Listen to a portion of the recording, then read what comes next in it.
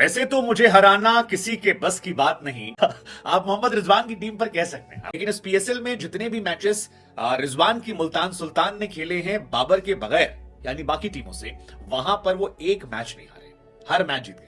और मोहम्मद रिजवान बाबर के सामने दो के दोनों मैच हारे। भाई ये बंदा किसी के हाथ नहीं आने वाला, किसी के हाथ नहीं आने वाला। आज पेशावर ज़ालमी के बल्लेबाज भाई पूरी तरह से जुल्म ढारे हैं। 64 रन बाबर आजम ने बनाए। जो स्टार्ट आज इन दोनों ने दी थी ना, भाई बाबर भाई का ना जलवा है यार। मतलब जो कहो, जो मर्जी इस बंदे को कह लो, एक बात तो है इसमें, रन बनाना नहीं भूलता है कभी। ये काम सिर्फ और सिर्फ बाबर आजम ही कर सकता है, जो कोई और टीम पीएसएल में नहीं कर पाई। यानी कि मुल्तान सुल्तान जो इस टूर्नामेंट की सबसे कामयाब तरीन टीम है, उसे दो मुकाबले हराना किसी और के बस की बात नहीं थी। सिर्फ और सिर्फ किंग बाबर आजम ने अपनी कप्तानी में दोनों मुकाबले मुल्तान सुल्तान को हराए। और गुज़श्ता रात होने वाले एक जबरदस्त मुकाबले में, जिसके मैन ऑफ द मैच भी बाबर आजम ही है, एक जबरदस्त मुकाबले के बाद 4 रन से मुल्तान सुल्तान को शिकस्त हुई। बाबर आजम और सैम अयूब की जो पारी थी, जो ओपनिंग जोड़ी थी, उसने जबरदस्त किस्म की परफॉर्मेंस दी, जिसका नतीजा ये निकला कि आखिरी ओवर में ये मुकाबला जाकर खत्म हुआ। 2 बॉलों पर 12 रन रहते थे और ये मुकाबला पेशावर ज़ल्मी ने जीत लिया। बाबर आजम को प्लेयर ऑफ द मैच करार दिया गया। उनके 64 रन जो उन्होंने जबरदस्त 160 के स्ट्राइक रेट से बनाए थे, जिसमें 2 छक्के और 7 चौके शामिल थे। जबकि दूसरी तरफ चाचा इफ्तिखार भी चाहे रहे, 27 गेंदों पर 60 रन की इनिंग खेली, लेकिन अपनी टीम को मैच जिता नहीं पाए। अब बाबर आजम जो दिन ब दिन जबरदस्त से जबरदस्त खेल पेश करते दिखाई दे रहे हैं, थकते नहीं। हालांकि कंसेक्यूटिव मैच खेले जा रहे हैं, लेकिन जो परफॉर्मेंस उनकी सामने आ रही है, हर तरफ यही कुछ कहा जा रहा है कि बाबर आजम को दोबारा से T20 का कैप्टन बनाओ। वो लोग जो बाबर आजम पर तनकीद करते थे कि बाबर आजम T20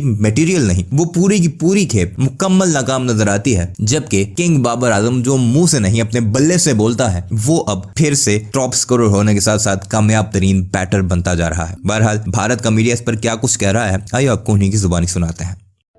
वैसे तो मुझे हराना किसी के बस की बात नहीं, हाँ तेरी दोस्ती में अगर मैं हार जाऊं तो बात कुछ और है। वेल ये शेर आप मोहम्मद रिजवान की टीम पर कह सकते हैं। हालांकि ये सच नहीं है, क्योंकि बाबर आजम ने रिजवान को एक्चुअली में हराया है। वो जो 4 रनों की हार है, वो हार है। और ये बड़ा गजब का इत्तेफाक है कि बाबर भी चल गए, टीम भी जीत गई, इफ्तिमेनिया का शो भी चला, सब कुछ रहा। लेकिन एक स्टैट और बड़ा कमाल का है कि बाबर और रिजवान के बीच दोस्ती हम सब जानते हैं, लेकिन इस पीएसएल में जितने भी मैचेस रिजवान की मुल्तान सुल्तान ने खेले हैं बाबर के बगैर, यानी बाकी टीमों से, वहां पर वो एक मैच नहीं हारे, हर मैच जीत गए। और मोहम्मद रिजवान बाबर के सामने 2 के दोनों मैच हार गए।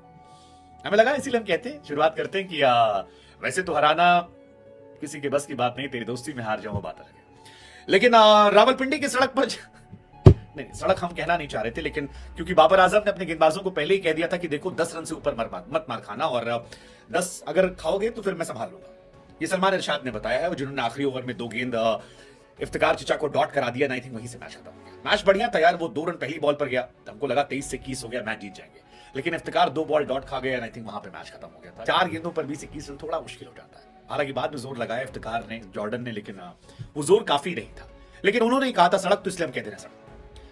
बाबर आजम ने अपने गेंदबाजों को हिदायत दी थी कि आज पिटाई होगी, लेकिन मेरे हिसाब से बाबर आजम की जीत की कहानी जो है वो पावर प्ले में तय हो गई थी। पावर प्ले जब वो बल्लेबाजी करने आए, क्योंकि 6 ओवर 6 गेंद में 84 रन पर पहला विकेट गिरा था। आई थिंक वहां से काफी मैच पलट गया था। सैम अयूब बाबर के लिए फिलहाल एक एसेट साबित हो रहे। 22 बॉलों पर 46 रन, 3 चौके और 5 बेहतरीन छक्के। ऐसे छक्के जिसमें आप कहेंगे यार कमाल है। खासतौर पर सैम अयूब का वो जो नो लुक शॉट होता है, पीछे विकेट के पीछे से खड़े रहो, घूम के पीछे मारते हैं। I am just fan of this guy. वो शॉट बड़ा कमाल है। फिर सैम अयूब अब गेंदबाजी भी कर लेते हैं, पिछले मैच में बोल्ड मारा था। सो मुझे बड़ा मजा आ रहा है उनको देखकर, जिस तरह से वो गेंदबाजी कर रहे हैं या बल्लेबाजी कर रहे हैं, वो एक कमाल के एसेट है। बाबर आजम भी इस मैच में चले, जबरदस्त पारी खेली 64 रनों की, 160 के स्ट्राइक रेट से। हालांकि ये स्ट्राइक रेट जो है, ये बाकी लोगों को अगर आप देखोगे तो आपको यहां भी थोड़ा कम नजर आता है, क्योंकि ये और हो सकता था, क्योंकि रावलपिंडी में रन बनते हैं, ज्यादा बनते हैं और बन सकते थे। भाई बाबर भाई का ना जलवा है यार। मतलब जो कहो, जो मर्जी इस बंदे को कह लो, एक बात तो है इसमें, रन बनाना नहीं भूलता है कभी। मतलब खेलने अगर उतरा तो बहुत कम ही चांस होता है कि इसको कोई आउट कर दे, वो भी जल्दी, क्योंकि बहुत ग्राउंडेड शॉट्स मारता है। और जो शॉट्स भी बाबर खेलता है ना, कसम से माशाअल्लाह ही निकलता है मुंह से, एकदम चुम्मेश्वरी शॉट। आज जब बाबर आजम ने पहला चौका मारा था ना भाई, कवर ड्राइव, उसके बाद जो अगली गेंद पे चौका मारा वो था फ्लिक शॉट। ये दोनों इतनी खूबसूरती से बाबर आजम खेलता है कि मजा ही आ जाता है।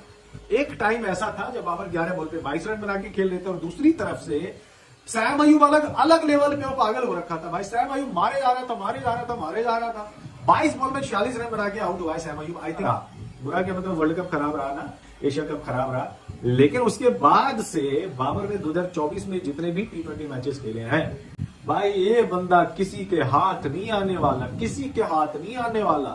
रन पे रन कूटे जा रहा है और यही होता है क्लास। इसी को तो कहते हैं लेगेसी जो बाबर की बन रही है ना, वो आने वाले टाइम में पाकिस्तानियों को रियलाइज होगा। नहीं, अभी रियलाइज नहीं होगा, बाद में होगा।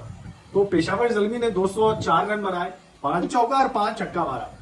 अब स्कोर जो है ना, एक टाइम ऐसा लग रहा था कि सीधा 240 जाएगा, क्योंकि 84 रन की पार्टनरशिप जो है 7 ओवर में हो गई थी भाई साहब। मतलब पावर प्ले के बाद जो पहला ओवर था उसकी आखिरी गेंद पर, उस ओवर की आखिरी गेंद पर जो है सैम अयूब का विकेट गिरा। 84 का तूफान। आज पेशावर ज़ल्मी के बल्लेबाज भाई पूरी तरह से जुम्ड आ रहे हैं। सैम अयूब 46 रन, 64 रन बाबर आजम ने बनाए। जो स्टार्ट आज इन दोनों ने दी थी ना, हालांकि सैम अयूब के विकेट के बाद एक टाइम पर वहां बाबर आजम हमें थोड़े बहुत स्लो होते हुए नजर आए। थोड़े से स्लो हो गए थे बाबर आजम, रन नहीं आ रहे थे क्योंकि टीकेसी बहुत धीरे बैटिंग करते। टीकेसी ने बाबर आजम का विकेट आया। तो यही है कहीं ना कहीं कि हम बाबर और सैम अयूब के एक अच्छे कॉन्ट्रीब्यूशन के चलते आपके टॉप ऑर्डर ने तो बढ़िया काम कर दिया, लेकिन मिडिल ऑर्डर में जिस खिलाड़ी से शिकायत है मुझे, वो नाम है आसिफ अली।